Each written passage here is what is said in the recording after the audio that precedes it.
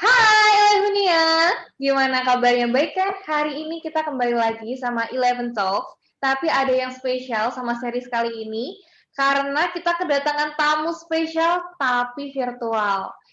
Bapak Owen Gultom, merupakan GM termuda di PPTN 11. Kita langsung panggilkan ya Bapaknya. Halo Pak, selamat siang. Selamat siang, Mbak Salsa, kawan-kawan semuanya. Eleven Mania ya namanya ya?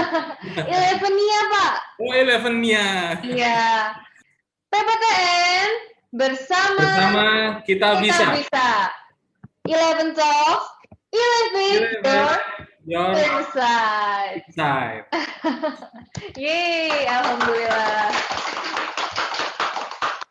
Oke teman-teman, jadi hari ini kita bakal membahas topik yang menarik banget. Topik ini tuh mungkin sekarang lagi jadi keresahannya yang masa pandemi ya teman-teman. Jadi hari ini kita bakal ngomongin gimana sih caranya berkreativitas di masa pandemi ini. Kita sharing-sharing ya hari ini. Boleh, silakan. Oke Pak, kira-kira bagaimana sih pendapat Bapak mengenai pengembangan UUS di masa pandemi? Ya, satu tantangan tersendiri bagi semua dunia usaha. Ini satu pengalaman terbaik buat kita untuk melihat apakah masih ada peluang di tengah pandemi yang seperti ini. Saya juga baru tahu nih, ternyata UUS yang dimiliki sama PPTN 11 ini ternyata banyak banget ya Pak. Nah, Ya, boleh nggak sih Pak diceritain satu persatu, idenya dari mana sih tadi? Dari UUS-UUS tersebut? ya, baik. Pertanyaan baik ini. UPS ini baru lahir bulan September tahun 2018. Ide ini muncul pada saat pertama kali ditangani oleh Bu Titi sebagai GM. Nah, kebetulan di zaman saya dipercaya masuk ke US ini pas zamannya mulai beroperasi begitu. Ya, alhamdulillah cukup baik respon dan support dari teman-teman unit usaha. Lalu kami juga menangani properti. Ya, pelan-pelan yang sebelumnya rumah-rumah UK-UK itu yang rusak, banyak yang rusak. Akhirnya kami mulai benahi sedikit demi sedikit. Dari sewa yang satu, kita pakai uang sewa itu untuk membenahi aset yang lain. Sehingga pada tahun-tahun berikutnya mulai kelihatan panennya. PPTN 11 ini sangat memaksimalkan hal-hal yang ada di sekitarnya ya Pak. Dan ternyata sangat kolaboratif banget ya tadi mengajak kerjasama dengan Petro, terus juga dalam manajemen usaha-usaha bisnisnya ternyata saling dikolaborasikan ya Pak antara bisnis satu dan bisnis lainnya. Menurut Bapak sendiri nih, unggulannya dari Eleven? Ya, kita kebetulan punya sumber mata air terbaik. Kalau kami membandingkan beberapa merek tertentu, ternyata tidak seperti yang diomongkan. Kami mencoba untuk fair, beberapa merek kami bandingkan pH-nya. pH yang kita miliki ini tidak kalah. Tinggal kita nunggu waktu saja. Suatu saat saya percaya Eleven ini akan segera dikenal oleh banyak orang. Amin, amin ya rabbal alamin.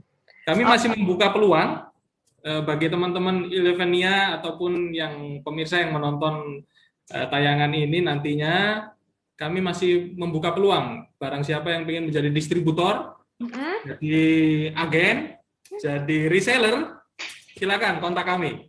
Kami pasti support. Bahkan petani-petani kita yang setiap ke kantor, mereka juga meminum air minum ini. Sehingga lama-kelamaan mereka mengenal air minum ini. Itulah bentuk-bentuk sinergi yang kami lakukan. Ya. Ada lagi nih, sebenarnya kami juga punya workshop.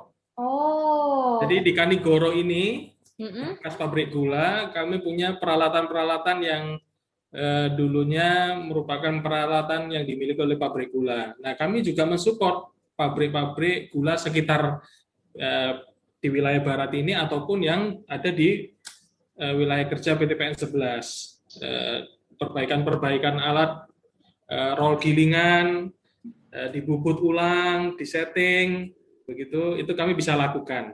Itu salah satu bentuk support kami juga kepada unit usaha yang ada di sekitarnya. Untuk penting banget kan, kalau kita tuh harus juga peduli sama lingkungan kita ya Pak dalam bertahan dalam betul.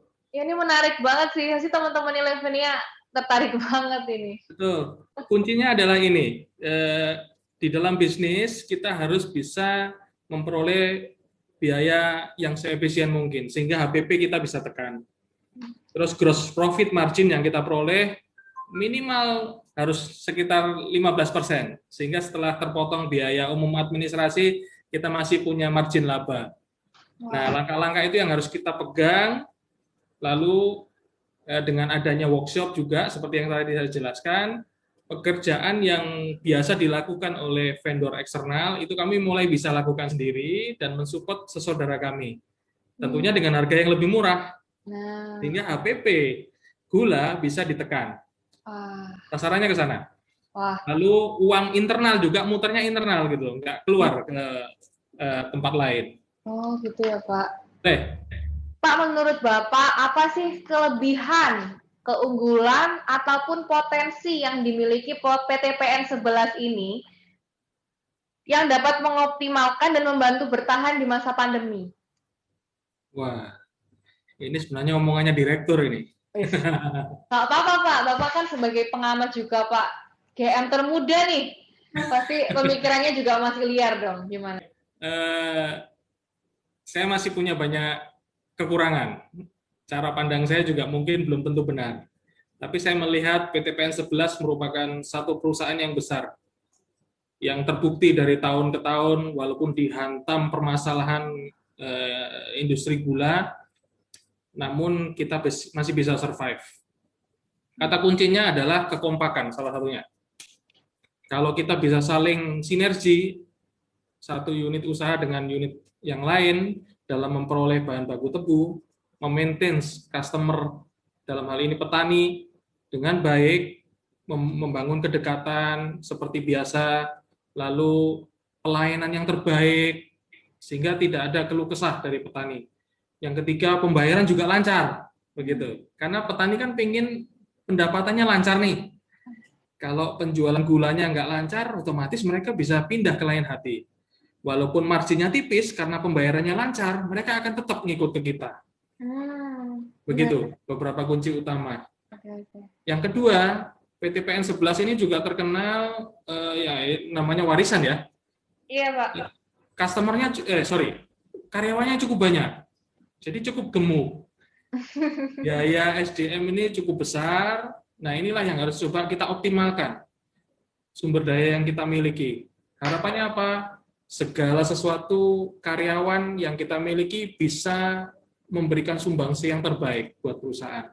Ini harapan dari Pak Wawan ini memang besar banget ya buat PTPN 11. Bagaimana sih, tadi kan bisnisnya banyak banget, boleh dong dijabarin secara lebih detail. Gimana sih cara mengelola sama memanagenya secara bersamaan gitu Pak?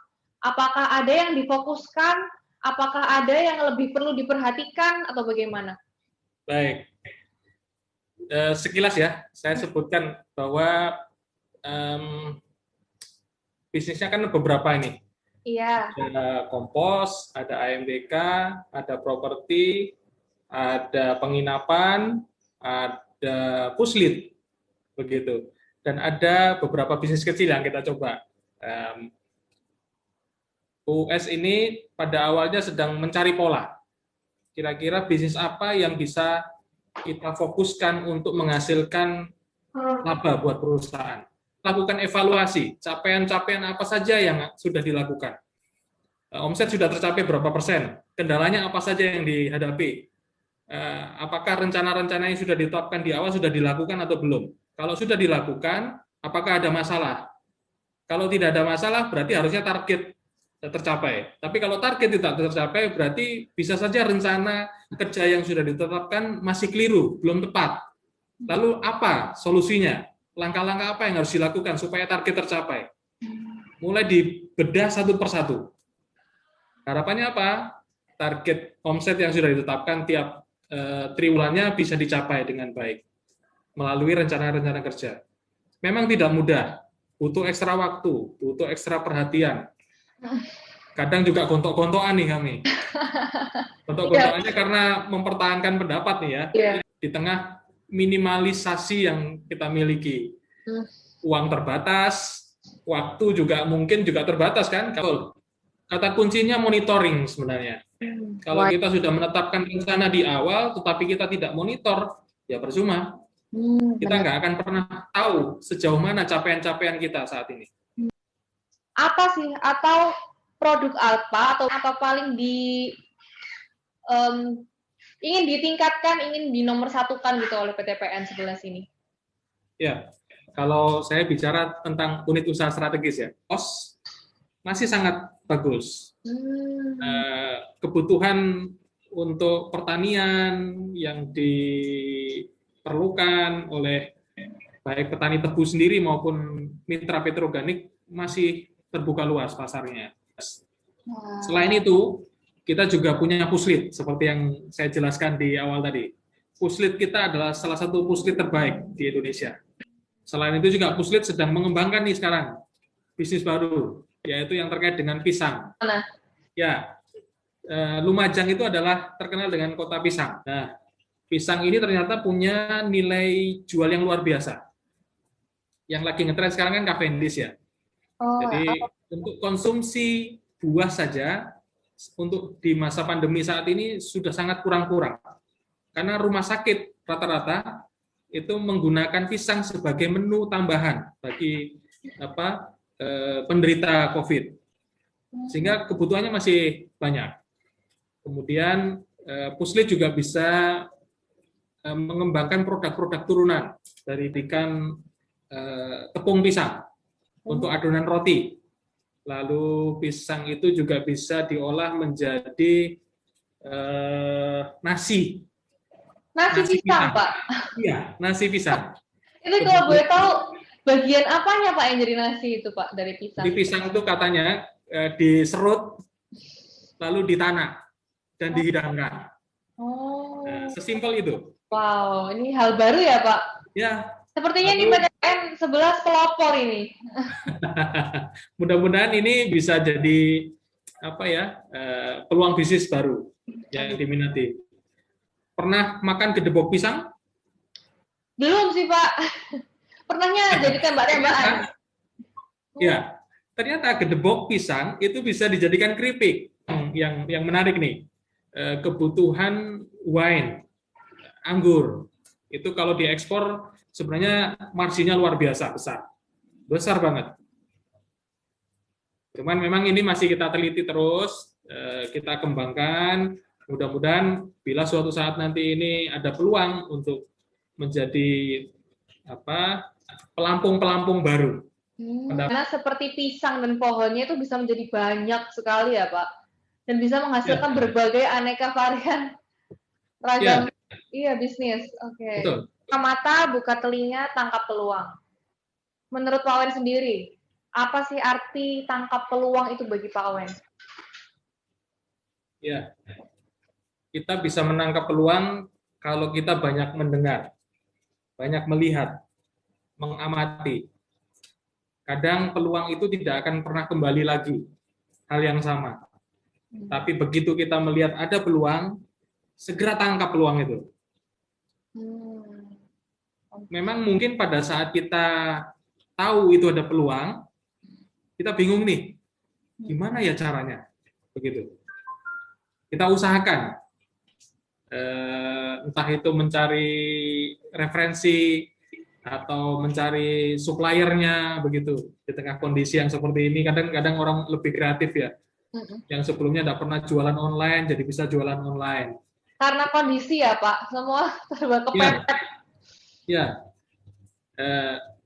karenanya sangat penting untuk kadang-kadang kita perlu datangi satu lokasi, kita melihat, duduk aja, ngelihat, kita amati apa ya kira-kira yang terjadi di sekitar kita ini. Oh, ternyata sekitar ini ramenya ini. Nah, secara tidak sadar kita sedang menangkap satu peluang. Oke, sebelum kita tutup acara ini, mari kita salam bersama-sama Pak. Baik teman-teman Elevenia, terima kasih sekali buat kalian yang udah mantengin kita dari tadi. Oke, sebelum kita tutup acara ini, Eleven Talk, Elevate Your Insight. Saya Salsabila Safira pamit undur diri. Wassalamualaikum warahmatullahi wabarakatuh.